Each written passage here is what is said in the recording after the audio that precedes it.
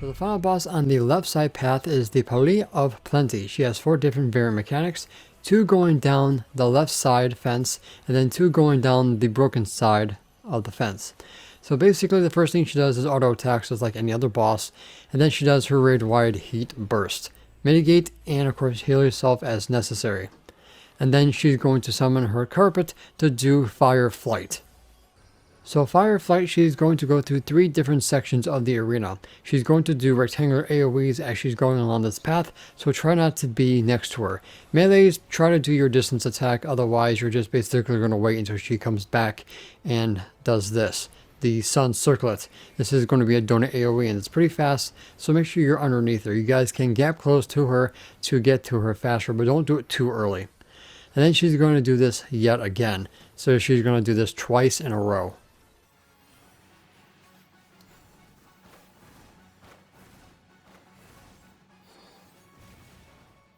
So as you can see, I almost died from getting hit by that and almost died from the Sun Circlet.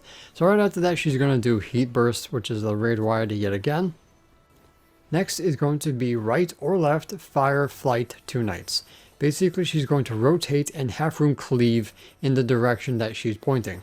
So basically, you're going to move to the opposite side when she goes her first turn, and then wait for the second one. She will add in a reverse as the fight goes on, so pay attention to when she does that. It'll become a memory game. Next is going to be Charming Baubles. She's going to drop down her rubies. This is basically going to do a cross AoE. The lines do give you enough time to move as she puts this with the Fire Flight. When she does the last Fire Flight, there's a good chance that she will be doing her Sun Circlet next to it, so you have plenty enough time to get underneath her and also move out of the way of the bauble. So right here, you have plenty enough time to get to the Sun Circlet, and then the bauble goes off, so you get plenty enough time to adjust. Next is the one of the 4 variant mechanics that she has. So if you decide to stop the sprites from taking the bird's apple, the mother is going to come down and repay the favor by destroying the sprites. So basically you're going to stand in the AoE of the ones that are going to be destroyed because those are going to be safe. And then the other ones are going to go off. And basically this is the rotation that you're going to be dealing with at least once. I don't think this ever is repeated, so you only have to see this mechanic one time. Next is a second round of Fire Flight. This is going to the left, 3 knights. So this is a 3-time rotation. Again, she can change direction as she goes along, so pay attention to the arrows. So this is just basically follow her 3 times, just like before.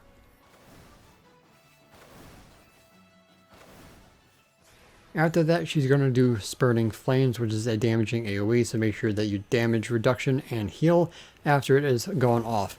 If you're familiar with Azima's fight, she's going to drop down fireballs, which is called Impassioned Sparks, and they're just going to grow just like normal, so just don't stand in them.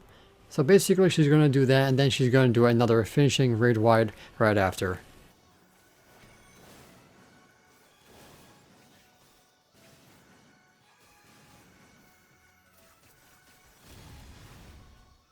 So right after she's doing all that, she's going to do Charming Baubles again, and then she's going to do another Fire Flight. So just like before, make sure that you do the Sun Circlet first, and then you guys can dodge the Baubles right after.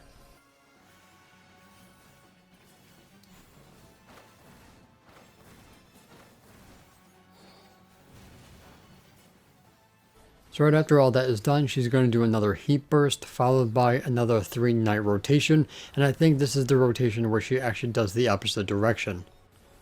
Alright, she's going to do right, Fire Flight, 3 knights. So she's going to her right this time, and now she's switched and going to the left. When she switches, when she goes to the right, stay where you are, do not swap over until she does the left side swap. That's when you move. I accidentally moved and ended up getting cleaved, but I killed her anyway. So this variant mechanic is if you go down the path through the gate instead of the broken fence, and you go straight into the front doors after killing the wisps, you'll get Thieves' Weave, aka the shell game from The Price is Right. So look for the rug that did not cover a bauble, and make sure that you go underneath, or at least in that same line of the rug that had nothing underneath, so you guys can dodge the rest of them. She's going to do this twice, and I don't know if this is going to be repeated if you don't kill her eventually, but yeah. Basically, this is all you need to do to dodge this mechanic. She does get a little fancy with the second round, but again, if you're just paying attention to it, you should not be able to miss it. But also make sure you pay attention to your health. You don't want to accidentally die for her auto attacks because you're paying attention to the rugs. So the next barrier mechanic is when these wisps use aero and push you to the broken wall right before the door. So basically you're going to go and move to the south side of the arena after these tornadoes go off, because it's going to go towards the left as the arrows are pointing. It's a gigantic hitbox, so make sure that you're as far away as possible. This is going to happen twice, because if you do get hit, you get a Vuln stack. The second time around, she's going to do charming baubles, so you really need to hug the wall to not only dodge the AoEs, but also dodge the tornado altogether.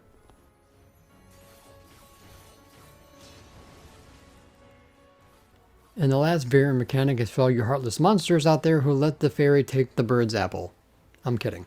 Anyway, the mother is going to be pissed and she's going to come flying down onto the sprites. Unfortunately, the sprites are going to move at the last second. The sprites will teleport either away from you or basically right behind you, forcing you to move. So the Flying Frenzy attack is the thing that you want to avoid altogether.